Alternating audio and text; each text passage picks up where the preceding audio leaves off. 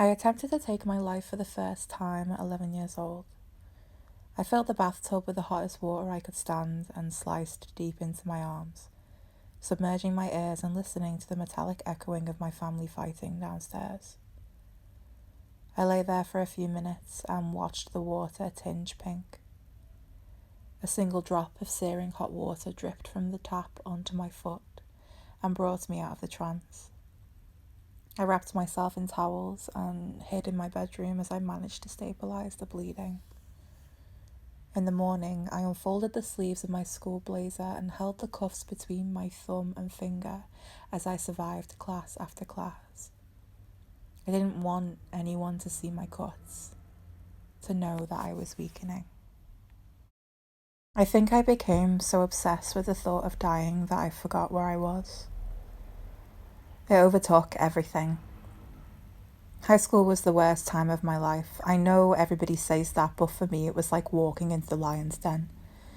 The lions starved for days, drooling over the damaged flesh on my bones and smelling the fresh blood pooling on the surface of my skin. They were the hunters, and for reasons I never fully figured out, I was the prey. I'd think about killing myself constantly, about how much easier it would make everything. I wouldn't have to keep going through this torture day after day. But when I met Julia, things got easier. A fiery redhead who appeared out of the blue, fresh off a flight from someplace in America. She was light personified. She got to know me without any prior knowledge of my situation, and being with her was absolutely freeing. I felt like somebody was finally listening to me, understanding my soul on a deeper level than anyone I'd ever met. We couldn't see each other a lot, but that made every meeting so much more fulfilling. I loved that girl with my entire being. She was incredible. We transferred into sixth form together. I decided to stay on from my high school because I figured the ones who had made my life hell for 5 years would have moved on to find fresher meat. It was here that I took my first film class. I'd always been fascinated by the inner workings of cinema, found solace in the struggles of the stars on screen and how they managed to transform their humble beginnings into something so much greater. My favourite genre was, and still is, horror. Fear was something that I was comfortable with.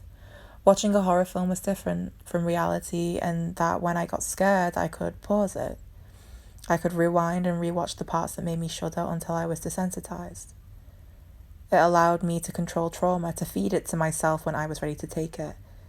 I used to jeer at characters who'd run back inside the secluded suburban house, read the passage in the book titled "Do Not Read," or dared to have sex on screen. In my head, I could conquer fear head on.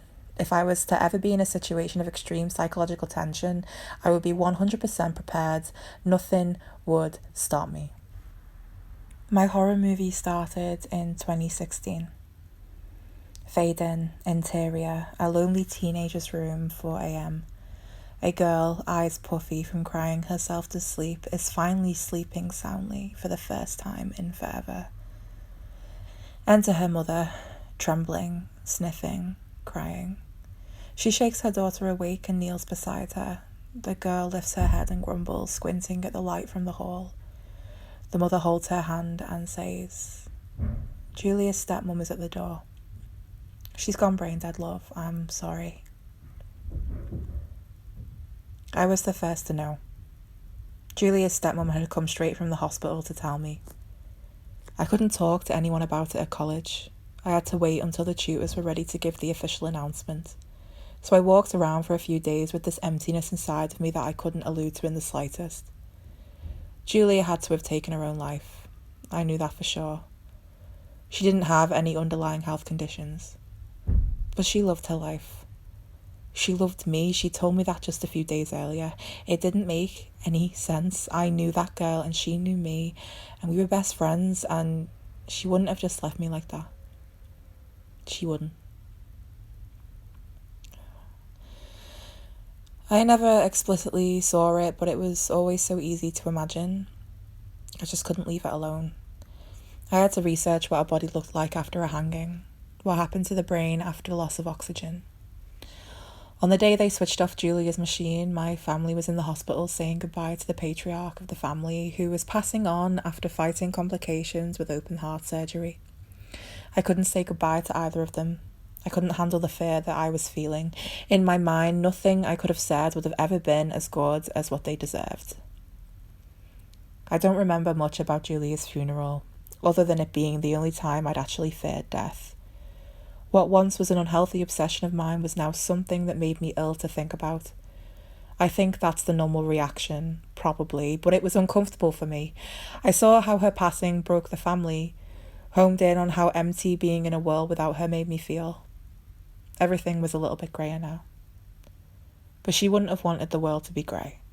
She would have wanted me to shut the fuck up and get it done. And I really did try. I promise I did.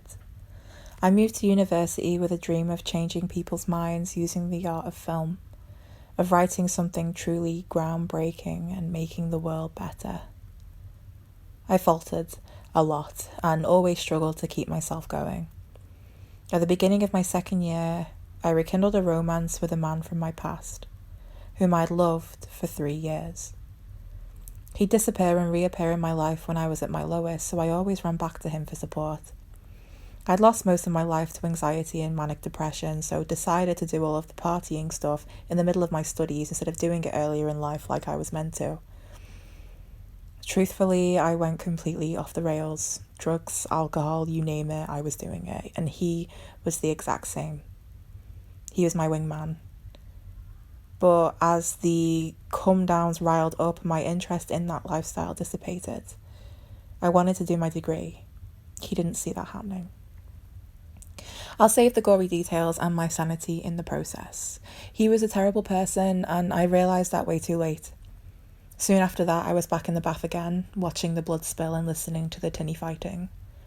My body began to give up on me. I was struggling to get into class, unable to go to work. My muscles were shutting down and I didn't know why. I pushed myself so hard, refusing to let myself or my films suffer.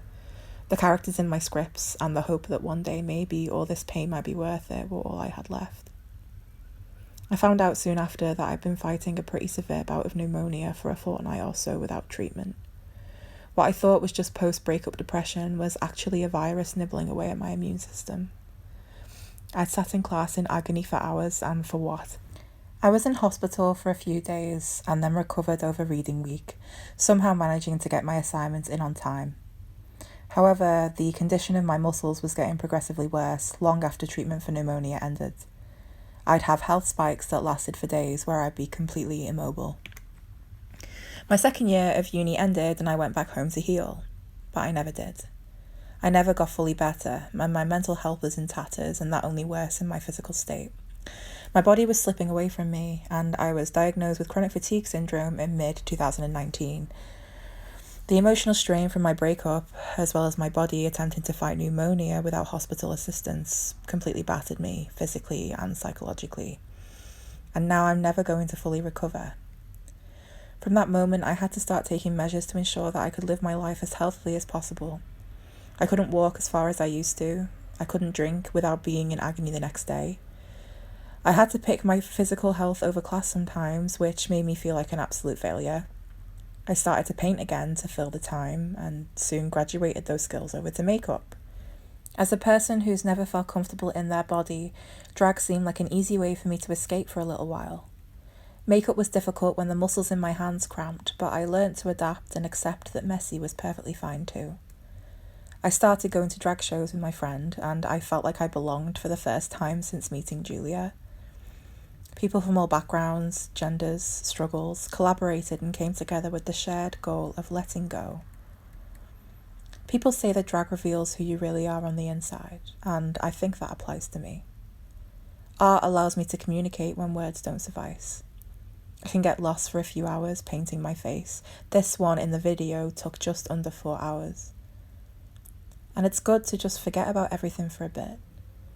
So I guess my advice to those of you who are in recovery is to find something you love.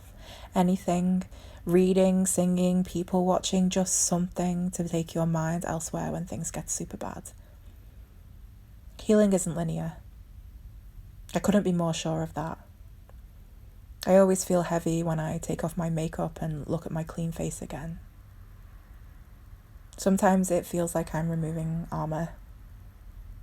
There are days where I can't write my screenplays, no matter how much I want to. My brain just won't work. But I can always do this. I can always pick up a brush and make myself look like a space clown acid trip. And right now that's enough because it's something. It's proof that I'm recovering, turning trauma into something that, to me at least, is beautiful. It doesn't have to make sense to other people, it just has to work for you. I haven't been back in the bath for a while. I'm not sure if I ever will be. I miss Julia. I miss my ex-boyfriend. Things are still bad, but now I don't want to die. I want to stay here in my ragged, aching, cripplingly arthritic shell of a body and make myself look like a children's colouring book. And that makes sense to me. My horror movie ended in 2020. Interior. A cluttered student bedroom. Evening. The same girl, this time fresh-faced, content, marvels at the journey she has come on. How wonderful it is that she's here, despite everything. She paints her face in Technicolor. Her hands cramp. She grimaces, but doesn't give up. She keeps painting. She keeps changing. She keeps growing. Fade out.